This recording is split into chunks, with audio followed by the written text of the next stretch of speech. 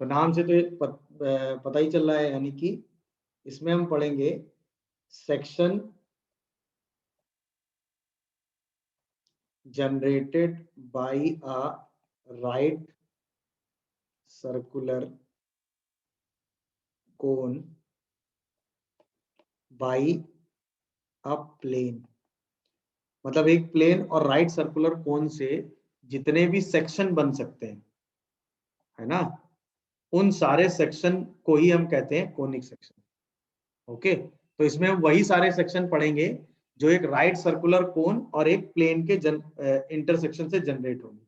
अच्छा, right circular cone मतलब ये हो गया, एक कोन होगा, ये कोन का बेस हो गया, है कि नहीं, ये हो गई कोन की एक्सिस, सही है ना। एक्सिस से स्लांट स्लाइड जो है वो अल्फा एंगल पे है, सही है, मतलब उसकी एक्सिस जो है बेस के परपेंडिकुलर होती है फॉर राइट सर्कुलर कोन। और हम कोई भी एक प्लेन ले लें, हमने कोई भी एक प्लेन ले लिया, ये हमारा एक प्लेन हो गया, ये हमारा एक राइट सर्कुलर कोन हो गया। अब इन दोनों का सेक्शन स्टार्ट करेंगे, उसी सेक्शन से हम अलग अलग टाइप की ज्योमेट्री बनाना शुरू करेंगे। सबसे पहले हमने क्या किया कि ये प्लेन जो है वो सीधा सीधा ले आया और सेक्शन कर दिया, है कि नहीं भाई। राइट सर्कुलर कोन था हमारा, ये हम सीधा प्लेन लेके आए और हमने सेक्शन बना दिया। बोलो, बोलिए। राइट सर्कुलर कोन पे सर्कल बनता है, एलिप्स बनता है, पैराबोला बनता है और हाइपरबोला बनता है। दिखा कि नहीं, समझ में आया। इसके लिए थीटा कितना हो जाता है, 0 डिग्री। इसके लिए थीटा 0 से अल्फा के बीच में। इसके लिए थीटा अल्फा के बराबर। और इसके लिए theta greater than alpha less than 90 but less than 90 degree. 90 होने पे क्या बनता है, pair of straight line. Pair of straight line. Theta जो है वो कैसा हो गया, 90, वो लाइन से एंगल हो गया थीटा, बोलो। और अल्फा क्या हो गया, सेमी वर्टिकल एंगल। नहीं समझे कहानी पूरी। तो बस इन्हीं सेक्शंस के बारे में पढ़ना है आपको, ये बात क्लियर हो गई। अच्छा, अब अगर हम इसकी मैथमेटिकल डेफिनेशन देखें, ये तो ज्योमेट्री वाइज आपको समझ में आ गया होगा। पैराबोला हाइपरबोला में अंतर नहीं समझ में आता। अब मैथ से कोनिक सेक्शन कैसा आता है, कोनिक सेक्शन क्या होता है,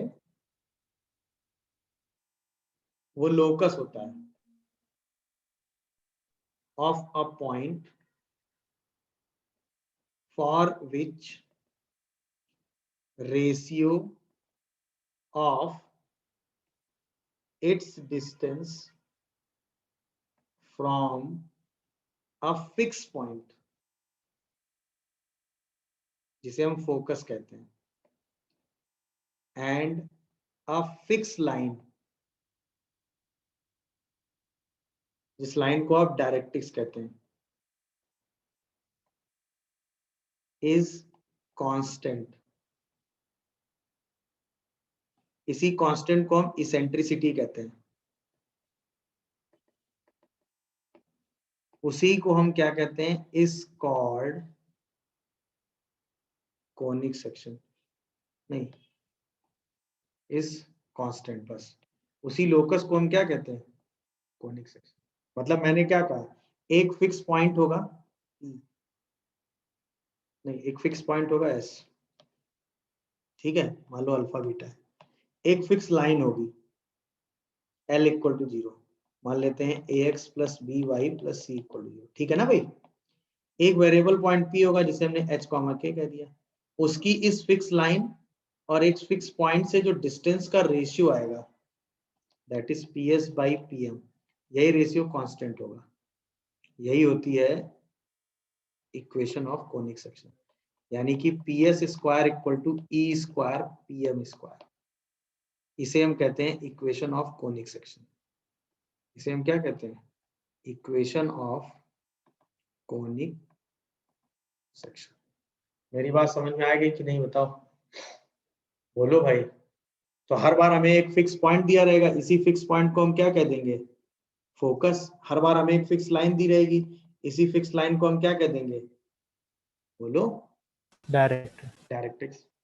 समझ गए। और सीधा इसेंट्रिसिटी की वैल्यू दी रहेगी, सीधा ये लोकस की डेफिनेशन लगा के हम कोनिक सेक्शन निकाल लेंगे, हाँ या ना। अब ई के हिसाब से अलग अलग रिजल्ट होता है। अगर ई की वैल्यू क्या है, 0 है, ई की value greater than less than 1 है, ई की वैल्यू 1 के बराबर है, ई की वैल्यू 1 से बड़ी है और ई की वैल्यू इनफाइनाइट है, समझ रहे हो कि नहीं? तो अगर ई की वैल्यू 0 है तो लोकस जो है वो सर्कल होता है, मतलब वो कोनिक सेक्शन क्या होता है? सर्कल। अगर ई 1 से छोटा है तो जो लोकस है वो इलिप्स होता है। अच्छा, अगर ई की वैल्यू 1 है तो वही लोकस जो है वो क्या आता है? पैराबोला। अच्छा, अगर ई की वैल्यू 1 से ग्रेटर है तो वही लोकस जो है वो क्या आता है? हाइपरबोला। और अगर यही ई की वैल्यू इनफाइनाइट है तो यही लोकस क्या हो जाता है? Pair of straight line. Pair of straight line. ये ई की वैल्यूज के हिसाब से लोकस की डेफिनेशन है, सही है ना? अब मैं आपको एक वीडियो में ये बात दिखाऊंगा कि कैसे ई की वैल्यू जो आप ले रहे हैं वो यही ग्रेटर देन 1 लेस देन 1 क्यों होती है, उस पर ये ज्योमेट्री ऐसी ही क्यों आती है। ठीक है, ये नेक्स्ट क्लास में आपको बताऊंगा। अभी क्या है कि अगर हमें एक फिक्स पॉइंट दिया हो, एक फिक्स लाइन दी हो और क्या दिया हो, एक फिक्स पॉइंट दिया और एक फिक्स लाइन दिया और इसेंट्रिसिटी दी हो, तो क्या हम कोनिक सेक्शन की इक्वेशन लिख सकते हैं by using the result PS square equal to E square PM square, जहां पे PS स्क्वायर उस पॉइंट से उस फिक्स पॉइंट की डिस्टेंस, PM मतलब परपेंडिकुलर डिस्टेंस, तो ये तो परपेंडिकुलर डिस्टेंस से निकाल लोगे HK के टर्म में, ये डिस्टेंस फार्मूला से निकाल लोगे HK के टर्म में, ये आपको पता ही होगा। सारी वैल्यू रख के आप सिंपलीफाई करोगे, आपको हमेशा कोनिक सेक्शन की इक्वेशन मिल जाएगी। बोलो यस। अच्छा, तो इसका मतलब हम कह सकते हैं कि ax square plus 2hxy plus by square plus 2gx plus 2fy plus c equal to 0, ये आएगी कोनिक सेक्शन की इक्वेशन, हाँ या ना? अब आपने इसमें अभी तक क्या पढ़ा है कि अगर डेल्टा 0 हो, हाँ या ना, तो ये क्या होता है? Pair of straight line. ये आप पढ़ चुके हैं कि नहीं? अच्छा, इस पेयर ऑफ स्ट्रेट लाइन में भी अगर H square minus A B 0 ना हो तो क्या ये इंटरसेक्टिंग लाइन होता है? Yes sir. अच्छा, अगर H square minus A B 0 हो और G square sorry F square minus क्या बीसी 0 हो तो ये क्या होता है? ना हो 0, तो ये पैरेलल लाइंस होता है। Yes sir. याद आ रहा होगा आपको। और अगर H square minus BC sorry H square minus A B, बोलो भाई, और एफ स्क्वायर माइनस बीसी दोनों 0 हो तो ये क्या होता है? परपेंडिकुलर हो जाता है। क्या होता है भाई? कोइंसाइडिंग लाइंस होता है कि नहीं? Yes sir. बोलो भाई, अरे हाँ या ना? चलो ये तो हमने पढ़ा है। अच्छा, अगर a इक्वल टू बी हो और h 0 हो तो ये क्या होता है? बोलो सर्कल। गुड। अब आओ, अगर h square minus A B 0 होगा तो ये पैराबोला होगा, ठीक है? अच्छा, अगर h square minus A B negative होगा तो ये इलिप्स होगा, ठीक है? और अगर h square minus A B positive होगा तो ये हाइपरबोला।